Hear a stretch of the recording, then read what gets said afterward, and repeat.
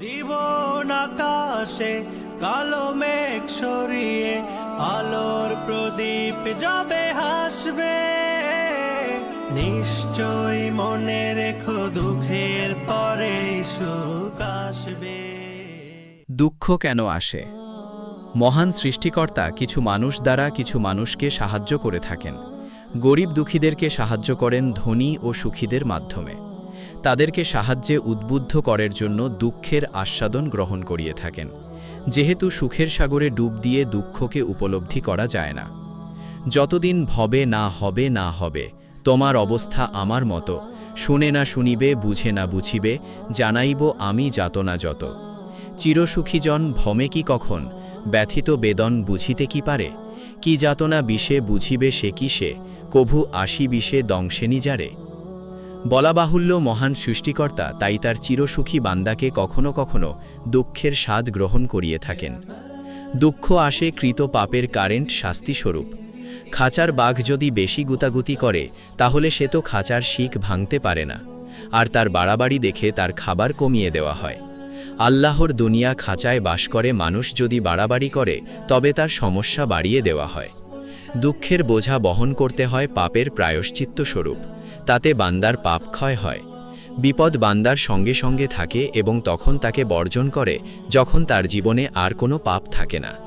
আল্লাহর রসুল এই বলেছেন, কোনো মুমিনকে যখনই কোনো রোগ অথবা অন্য কিছুর মাধ্যমে কষ্ট পৌঁছে তখনই আল্লাহ তার বিনিময়ে তার পাপরাশিকে ঝরিয়ে দেন, যেমন বৃক্ষ তার পত্রাবলীকে ঝরিয়ে থাকে।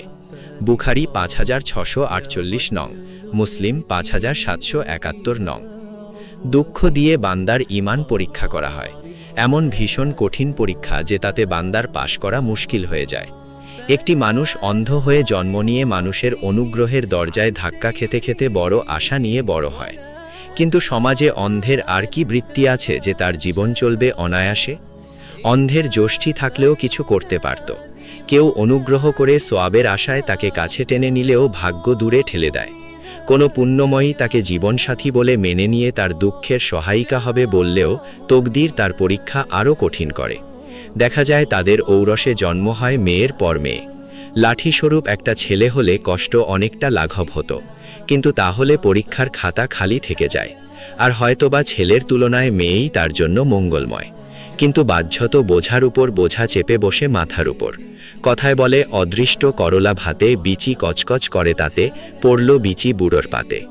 দেখা যায় সংসারের একমাত্র উপার্জনশীল যুবক হঠাৎ করে মারা গিয়ে মা ও ছোট ছোট ভাই বোনদেরকে দুঃখ ও শোকের সাগরে ভাসিয়ে দুনিয়া থেকে বিদায় নেয়। দেখা যায় কোনো যুবতীর বিবাহ হয় না। বিবাহের বয়স উত্তীর্ণ হবার পরেও বহু কষ্টে বহু খরচ খরচার পরে যদিও তার বিবাহ হয়, তবুও তকদির তার দুঃখের অন্ধকার ঘুচায় না। স্বামী কোনো দুর্ঘটনায় প্রাণ হারায়, আর চাওয়া জিনিস পাওয়ার পর যদি তা হারিয়ে যায় তাহলে তার আঘাত যে কত বড়, কত বেদনাময় তা ভুক্তভোগী ছাড়া আর কে জানবে। যার যত বড় ঈমান তার তত বড় পরীক্ষা ও দুঃখ হয়। যে যত উঁচু হয় তাকে তত বেশি ঝড়ের মোকাবিলা করতে হয়। স্বর্ণকে আগুনে দিয়ে তার খাঁটিত্ব পরীক্ষা করা হয়। আগুনে পোড়ালেই ধূপ তার সুগন্ধ বিতরণ করে। আমারে ধূপ না পোড়ালে গন্ধ কিছু নাহি ঢানে, দেয় না আলো আমারে দীপ আগুন দিয়া না জ্বালালে। মহানবী সাল্লাল্লাহু আলাইহি ওয়াসাল্লাম বলেছেন, সকল মানুষ অপেক্ষা নবীগণই অধিকতর কঠিন বিপদের সম্মুখীন হন। অতঃপর তাদের চেয়ে নিম্নমানের ব্যক্তি এবং তারপর তাদের চেয়ে নিম্নমানের ব্যক্তিগণ অপেক্ষাকৃত হালকা বিপদে আক্রান্ত হন। মানুষকে তার দিনের পূর্ণতার পরিমাণ অনুযায়ী বিপদগ্রস্ত করা হয়। সুতরাং তার দিনে যদি মজবুতি থাকে তবে যে পরিমাণ মজবুতি আছে ঠিক সেই পরিমাণ তার বিপদও কঠিন হয়ে থাকে। আর যদি তার দিনে দুর্বলতা থাকে তবে তার দিন অনুযায়ী তার বিপদও হালকা হয়। পরন্তু বিপদ এসে এসে বান্দার শেষে এই অবস্থা হয় যে সে জমিনে চলাফেরা করে অথচ তার কোনো পাপ অবশিষ্ট থাকে না। তিরমিজি, ইবনে মাজা, ইবনে হিব্বান, সাহিহুল জামে 992 নং। দুঃখ আসে মুমিন বান্দার মর্যাদা বর্ধনের জন্য। মহানবী সাল্লাল্লাহু আলাইহি ওয়াসাল্লাম বলেন, আল্লাহর তরফ থেকে যখন বান্দার জন্য কোনো মর্যাদা নির্ধারিত থাকে কিন্তু সে তার নিজ আমল দ্বারা তাতে পৌঁছতে অক্ষম হয়, তখন আল্লাহ তার দেহ, সম্পদ বা সন্তান সন্ততিতে বালা মুসিবত দিয়ে তাকে বিপদগ্রস্ত করেন। অতঃপর তাকে এতে ধৈর্য ধারণ করারও প্রেরণা দান করেন। এইভাবে সে ততক্ষণ পর্যন্ত বিপদগ্রস্ত থাকে যতক্ষণ পর্যন্ত না সে আল্লাহ আজ্জা ও জাল্লার তরফ থেকে নির্ধারিত ওই মর্যাদায় উন্নীত হয়ে যায়। আহমদ, সহি আবু দাউদ, 2649 নং। দুঃখ আসে মানুষকে নতুন করে গড়ার জন্য, গাফলতি থেকে সতর্ক করার জন্য, নিদ্রাভিভূতকে জাগ্রত করার জন্য, উদাসীন মানুষকে সচেতন করে তোলার জন্য। মহান আল্লাহ কখনো কখনো মানুষের চক্ষুকে অশ্রু দ্বারা ধুয়ে দেন, যাতে সে তার বিধিবিধান সঠিকভাবে পড়তে পারে। মহান আল্লাহ বলেন, আওয়ালা ইয়ারাউনা আন্নাহুম ইউফতানুনা ফি কুল্লি আমিন মাররাতান আও মাররাতাইনি সুম্মা লা ইয়াতুবুনা ওয়ালা হুম ইয়াদ্দাক্কারুন। অর্থাৎ তারা কি দেখে না যে তারা প্রতি বছর 2-1 বিপর্যস্ত হয়, এরপরও তারা তৌবা করে না এবং উপদেশ গ্রহণ করে না। সূরা তৌবা 126 আয়াত। বালা মুসিবত মানুষকে কষ্ট দিতে আসে না, আসে নব আকারে সুশোভিত করতে। স্বর্ণকার স্বর্ণকে এবং কর্মকার লোহাকে আগুনে দিয়ে আঙ্গার করে হাতুড়ি দিয়ে পিটায়, তা নষ্ট করে ফেলে দেওয়ার জন্য নয়, বরং তা দিয়ে নতুন করে কোনো অলংকার, কোনো অস্ত্র বা কোনো পাত্র গড়ার জন্য। আর এজন্যেই দুঃখ মানুষের জীবনে নতুনত্ব আনে। মানুষ শুরু করে জীবনের নতুন পাতা, নব অধ্যায়। মানুষের পতন অনেক সময় সত্যকে উপলব্ধি করতে সহযোগিতা করে। দুঃখ কষ্ট অনেক সময় তুচ্ছ মানুষকে বড় মানুষ করে তোলে। আর এজন্যেই মুমিন বান্দার জন্য দুঃখ কোনো সময়ই দুঃখ নয়, বরং যেমন সুখ আল্লাহর তরফ থেকে আসা অনুগ্রহ, তদনুরূপ দুঃখ। যে কোনো বিপদ আপাত দৃষ্টিতে বিপদ মনে হলেও তা আসলে বিপদ নয়। তার দুর্ভাগ্য অনেক সময় সৌভাগ্যের মূল। মুসিবতে অনেক সময় মানুষের জন্য আজাবের লেবাসে রহমত থাকে। মহানবী সাল্লাল্লাহু আলাইহি ওয়াসাল্লাম বলেন, আল্লাহ যখন কোনো সম্প্রদায়কে ভালোবাসেন, তাদের মঙ্গল চান, তখন তাদেরকে বিপন্ন করেন। আহমদ, তিরমিজি, ইবনে মাজা, সহিহুল জামে 1706 নং। তিনি আরও বলেন, মুমিনের ব্যাপারটাই বিস্ময়কর, তার সর্ববিষয়ই কল্যাণময়। আর এই বৈশিষ্ট্য মুমিন ছাড়া আর কারোর জন্য নয়। যদি সে সুখকর কোনো বিষয় লাভ করে তবে সে কৃতজ্ঞ হয়, সুতরাং এটা তার জন্য মঙ্গলময়। আবার যদি তার উপর কোনো বিপদ আপদ আসে তবে সে ধৈর্য ধারণ করে, সুতরাং এটাও তার জন্য মঙ্গলময়। মুসলিম 2999 নং। মুমিনের জন্য ধৈর্য হলো আল্লাহর তরফ থেকে আসা এক বড় নিয়ামত ও দান।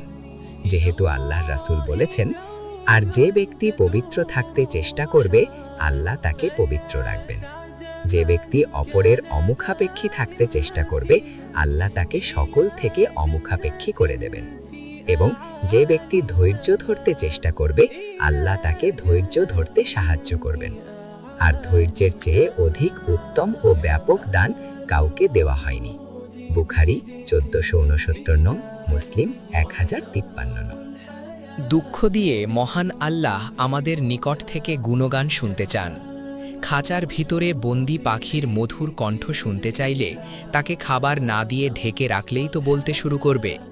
কথিত আছে যে একদা মুসা আলাইহিসসালাম আল্লাহর কাছে নিবেদন করলেন যে, কি ভালোই না হতো যদি পৃথিবীতে 4টি জিনিস থাকত এবং অপর 4টি জিনিস না থাকত, যদি অনন্ত জীবন থাকত এবং মরণ না থাকত, যদি জান্নাত থাকত এবং জাহান্নাম না থাকত, যদি সচ্ছলতা থাকত এবং দরিদ্রতা না থাকত, যদি সুখ থাকত এবং অসুখ না থাকত।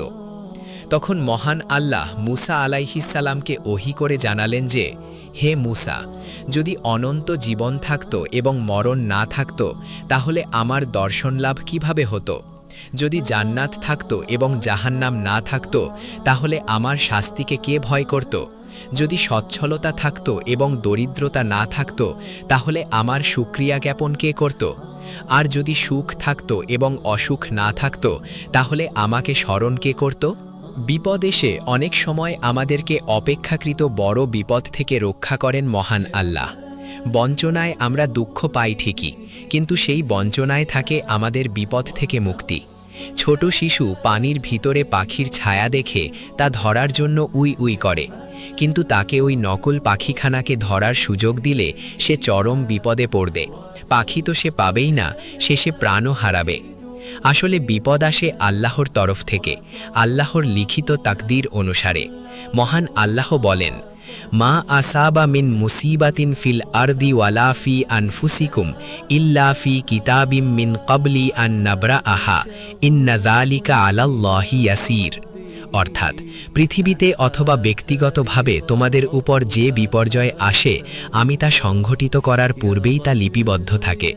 আল্লাহর পক্ষে এ কাজ খুব মা আসাবা মিন মুসিবাতিন ইল্লা বিইজনিল্লাহ, অর্থাৎ আল্লাহর অনুমতি ব্যতীত কোনো বিপদই আপতিত হয় না। সূরা তাগাবুন 11 আয়াত। তাই বিপদের সময় আর্তনাদ করে যে অস্থির হয়, সে যেন তীর ধনুক নিয়ে আল্লাহর সঙ্গে যুদ্ধে প্রবৃত্ত হয়। শেখ সাদি বলেন, সৃষ্টিজগৎ থেকে যদি কখনো কোনো আঘাত লেগে থাকে, তাহলে তাতে দুঃখ করো না, কেননা মূলত সুখ দুঃখ সৃষ্টির কাছ থেকে আসে না, আসে আল্লাহর তরফ থেকে। যেহেতু একমাত্র আল্লাহরই ইঙ্গিতে সৃষ্টিজগৎ নিয়ন্ত্রিত হয়। নিক্ষিপ্ত তীর ধনুক থেকে ছুটলেও জ্ঞানীরা তীরকে নয়, বরং ধনুকধারীকেই দায়ী মনে করে থাকেন। কিন্তু কিছু বিপদ আসে মানুষের কৃতকর্মের ফলে। মহান আল্লাহ বলেন, ওয়ামা আসওয়াবাকুম মিন মুসিবাতিন ফাবিমা কাসাবাত আইদিকুম ওয়া ইয়াফু আন কাসীর। অর্থাৎ তোমাদের যে বিপদাপদ ঘটে তা তো তোমাদের সকৃত কর্মেরই ফল, আর তোমাদের অনেক অপরাধ তিনি মাফ করে দেন। সূরা শুরা 30 আয়াত। দুঃখী বন্ধু আমার, একমাত্র মানুষই কাঁদতে কাঁদতে জন্মায়, অভিযোগ করতে করতে বাঁচে, আর আক্ষেপ করতে করতে মরে। মনুষ্য জীবন মনোরম গোলাপের মতন, তার চতুর্দিকে শুধু কাঁটা আর কাঁটা। অতএব তোমার জীবনে দুঃখের কাঁটা থেকে থাকলে সেটা তো স্বাভাবিক ব্যাপার ভাই। আসলে প্রকৃত দুঃখ থেকেই প্রকৃত সুখ লাভ হয়ে থাকে। মানুষের সুখের জন্য দুঃখের মতো এত বড় পরশ পাথর আর নেই। তবে বন্ধু আমার, আনন্দ পেয়ে নিশ্চিন্ত হইও না, এবং কষ্ট পেয়েও নিরাশ হইও না, কারণ অনেক আনন্দের মধ্যে বেদনা, অনেক বেদনার মধ্যে আনন্দ লুকিয়ে থাকে।